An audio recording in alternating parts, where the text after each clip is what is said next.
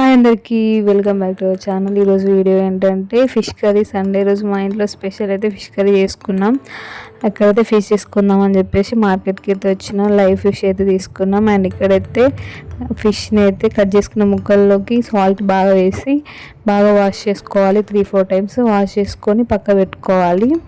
And ఇక్కడైతే washing అయిపోయిన తర్వాత నెక్స్ట్ ప్రాసెస్ వచ్చేసి ఇక్కడేమో నేను ఒక ఆనియన్ అయితే తీసుకున్నా. దాన్ని అయితే ఆయిల్ పైన మంట పైన కాల్చుకోవాలి.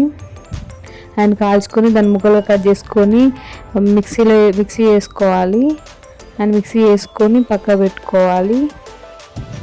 ఇది ఇలా చేయడం వల్ల గ్రేవీ చిక్కగా ఉంటుంది, ఆనియన్ మిక్సీ వేసుకోవడం వల్ల. అండ్ నెక్స్ట్ వచ్చేసి టమాటా ప్యూరీ.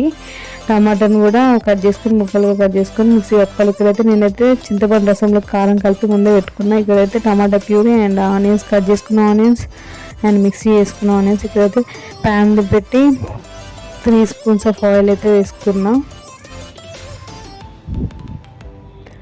అండ్ ఆనియన్ వేడెక్కిన తర్వాత జీలకర్ర అయితే వేసుకోవాలి.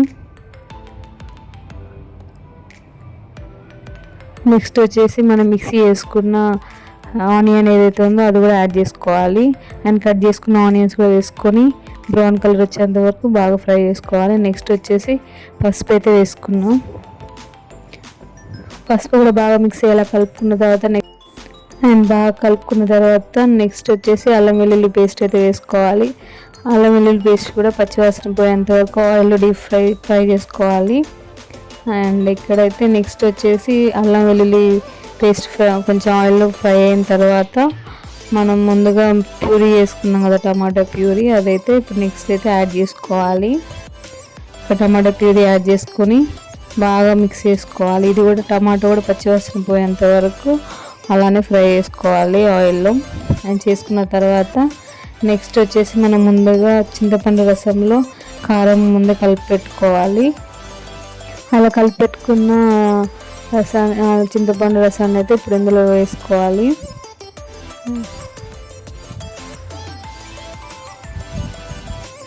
అండ్ వేసుకున్న తర్వాత నెక్స్ట్ వచ్చేసి బాగా మిక్స్ చేసుకోవాలి. అండ్ ఇక్కడైతే ఇలా ఉడుకుతున్నప్పుడు నెక్స్ట్ మనం ఫిషెస్ అయితే వేసుకోవాలి.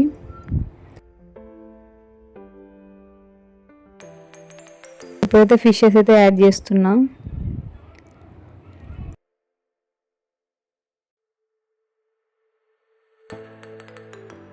అన్ని ఫిషెస్ అయితే వేసుకోవాలి.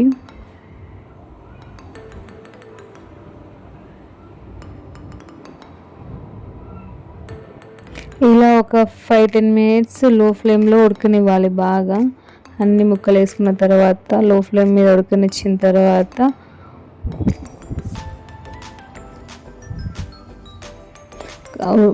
ముడికిపోయిన తర్వాత ఇప్పుడైతే కొత్తిమీర అయితే యాడ్ చేస్తున్నాను.